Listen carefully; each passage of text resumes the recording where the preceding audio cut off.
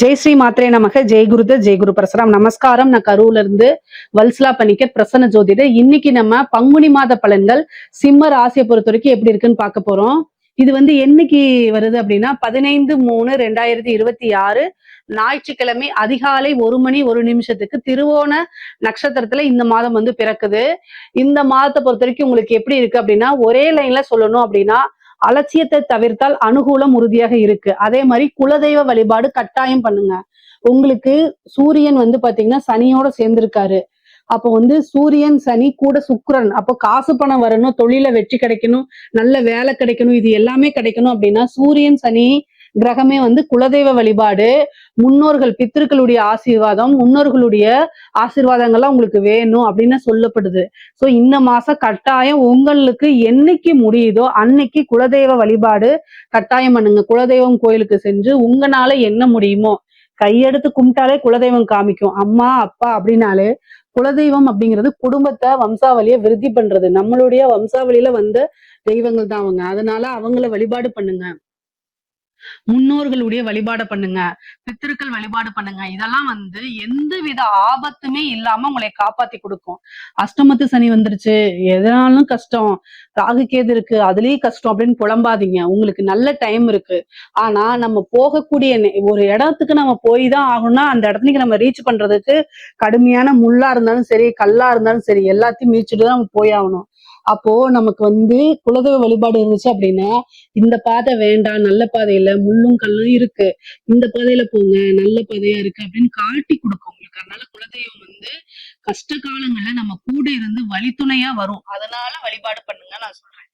சரிங்களா? அதே மாதிரி நல்ல அமைப்புகளும் இருக்கு. உங்களுக்கு குரு 11ல இருந்து எப்பவுமே உங்களை காப்பாத்திட்டு இருக்காரு. சிம்ம ராசிக்கு ஒரு பிரச்சனை அப்படின்னா குரு ஓடி காப்பாத்துவாரு. அதே மாதிரி செவ்வாயும் ஓடி காப்பாத்துவாரு. இந்த மாதம் என்னன்னா உங்களுக்கு சனி, அஷ்டமத்து சனி வேலை செய்யாது. ஏன்னு கேளுங்க. உங்களுக்கு சனி என்னன்னா அஸ்தங்கமாக போறாரு. சூரியனோட சேர்ந்து அஸ்தங்கம். சூரியன் நெருப்புங்க. அதனால எந்த கிரகம் போனாலும் அதோடைய பவரை இழந்துரும். சோ அஷ்டமத்து சனி இந்த ஒரு மாசம் உங்களுக்கு லீவ்ல போறாரு. அதனால கவலைப்படாதீங்க. இந்த ஒரு மாதம் மட்டும்தான். சோ இந்த ஒரு மாதத்துக்கு லீவ்ல போறான்னு நினைச்சிட்டு நீங்க எத்தனை முயற்சி எடுக்கணுமோ அத்தனை முயற்சி சக்சஸ கொடுக்கும். திடீர்னு ஒரு ராஜயோகம் உண்டு, விபரீத ராஜயோகம் உறுதியாக உங்களுக்கு உண்டுங்க. நீங்க யோசிக்கவே யோசிக்காதீங்க. எல்லா விஷயத்தையுமே செய்யுங்க. இந்த அஷ்டமத்து காலகட்டங்கள்ல நம்ம நினைச்ச விஷயங்கள் சாதிக்க முடியுமா? நம்ம போய் ஒருத்தவங்கிட்ட கேட்டு இல்லைன்னு சொல்லிட்டா என்ன பண்றது? இந்த சிம்மராசிக்காரங்களுக்கே ஒரு பெரிய பிரச்சனை என்னன்னா, நம்ம கேட்டு அவங்க செய்யலைன்னா என்ன பண்றது? செய்யலைன்னா என்ன பண்றது? விட்டுருங்க, அவ்வளவுதான். கேட்கறத இதாதுங்க, கூச்சப்படாதீங்க, குளம் விருத்தியாகாதுன்னு சொல்லுவாங்களா, அந்த மாதிரிதான். எந்த ஒரு வாய்ப்புமே நீங்க போய் கேட்டீங்கன்னா கிடைக்கலன்னா விட்டுருங்க, அடுத்தது நெக்ஸ்ட்ன்னு போயிருங்க. ஆனா கேட்காம நீங்க அவங்க செய்யற மூணுல இருந்தாங்கன்னு வச்சுக்கோங்க, உங்களுக்கு லாஸ் தானே. அதனால எல்லா விஷயமுமே நீங்க கேளுங்க. அதனால அவமானப்பட்டாலும் பரவாயில்ல, அவமானங்கள் தான் உங்களைய உயர்த்தி கொண்டு போகும். அதனால நீங்க அதுக்கெல்லாம் அஞ்சாதீங்க. விநாயகர் வழிபாடு பண்ணிக்கங்க, ஆஞ்சநேயர் வழிபாடு பண்ணிக்கங்க. தெய்வ வழிபாடு பண்ணுனீங்க அப்படின்னா அடுத்தடுத்து செய்யக்கூடிய காரியங்களும் உங்களுக்கு சக்சஸா முடியும். ஆனா ஒருபோதும் எனக்கு இந்த அஷ்டமத்து சனி இருக்கு அதனால சக்சஸே ஆகாதுங்கிற மனநிலைக்கு வராதிங்க. சிம்மராசிக்காரங்க அப்படிதான் நிறைய பேர் இருக்காங்க. அதனால அந்த மனநிலையை தவிர்த்துருங்க. தொழில் மூலியமா நல்ல லாபம் வரும். தொழில அடுத்தடுத்த நிலைக்கு கொண்டு போகக்கூடிய அமைப்புகள் இருக்கு. கடன் ரீதியா கொஞ்சம் கஷ்டங்கள் இருந்தாலும் அதை சமாளிக்கக்கூடிய அமைப்புகள் உங்களுக்கு இருக்கு. அதே மாதிரி நிறைய மெடிடேஷன் பண்ணுங்க. எந்த முடிவெடுக்கிறதுன்னு யோசிக்க முடியல அப்படின்னா ஒரே ஒரு விஷயம், நீங்க யோசிக்க முடியல அப்படின்னா தியானம் பண்ணுங்க. உங்களுக்குன்னு ஒரு நல்ல வழிகாட்டி இருப்பாங்க, அவங்க கிட்ட கேட்டு முடிவெடுங்க. சிம்மராசிக்காரங்களுக்கு பொதுவாவே இந்த முக்கியமா பாத்தீங்கன்னா இந்த பூரம் மக நட்சத்திரக்காரங்க எல்லாம் நிறைய கன்ஃபியூஸ் பண்ணிக்காங்க. எதை செய்யலாமா அதை செய்யலாமா அப்படின்னு சொல்லி கன்ஃபியூஸே வேண்டாம். உங்களுக்குன்னு ஒரு வழிகாட்டி இருக்காங்கன்னா அவங்க கிட்ட கேளுங்க. நீங்க ஃபர்ஸ்ட் டிஸ்கஸ் பண்ணுங்க, இல்ல உங்களுடைய பேரண்ட்ஸ் கிட்ட டிஸ்கஸ் பண்ணுங்க. எந்த ஒரு விஷயம் செஞ்சா நமக்கு பெனிஃபிட்டோ அதை நீங்க செய்யுங்க. எதுல ஃபியூச்சர் இருக்கோ அதை செய்யுங்க. இன்னைக்கு அது ஃபெயிலியர் ஆனாலும் நாளைக்கு பெரிய லெவல்ல சக்சஸ்னா நல்ல பெரிய லெவல்ல சக்சஸ கொடுக்கும். உங்களுடைய வாழ்க்கை மாற்றத்தை நிறைய கொடுக்க போகுது. இந்த அஷ்டம சனிங்கிறது சாதாரண விஷயம் இல்ல. இன்னைக்கு அது சோதனையா இருக்கலாம், நாளைக்கு கட்டாயம் அது ஒரு பெரிய சாதனை தான். பொதுவாவே சனியை நினைச்சு எல்லாருமே பயப்படுறாங்க. அவர் ஒரு கடினமான குரு அப்படின்னு நீங்க நினைச்சுக்கோங்க. ஓகேங்களா? சனி பகவான் நீங்க பொதுவாவே யார் சொல்ற விஷயங்களையும் கேட்கலைனாலும் அவரு உங்களுக்கு நிறைய விஷயத்த கத்து கொடுக்கக்கூடிய குருவாத்தான் இருக்காரு. அதை நீங்க நல்லா ஞாபகம் வச்சுக்கோங்க. பொதுவாவே இந்த ஒரு விஷயங்கள் எல்லாமே நீங்க உணர்ந்து செயல்பட்டுருவீங்க. இந்த 2.5 வருஷத்துல நிறைய லிசன், அதாவது பெரிய லெவல்ல நீங்க உங்களை வந்து ஒரு புத்தரா ஆக்குறதுக்கு உண்டான ட்ரைனிங் தான் இது. ஆனா நீங்க கவலையப்படாதீங்க. உத்தியோகத்துல இருக்கவங்களுக்கு கட்டாயம் வேலை மாற்றம், இடமாற்றம் உறுதியாக உண்டு. ஒரு இடத்துல இருந்து இன்னொரு இடத்துக்கு போறது, ஒரு ஜாப்ல இருந்து இன்னொரு ஜாப்க்கு போறது, இந்த மாதிரி அமைப்புகள்லாம் உறுதியாக இருக்கு. திடீர்னு ஒரு ராஜ யோகமும் உறுதியாக இருக்கு.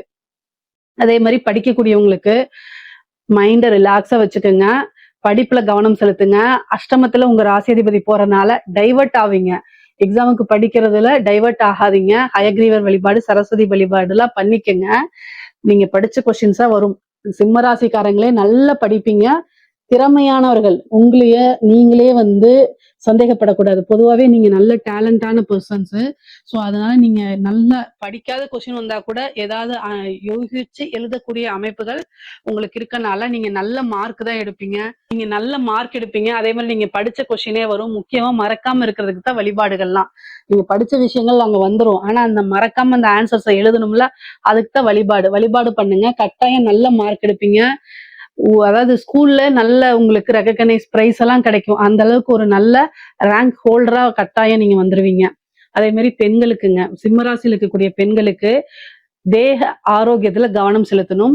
பொதுவா ஒரு விஷயத்த வந்து நீங்க ரொம்ப படபடன்னு பேசாதீங்க.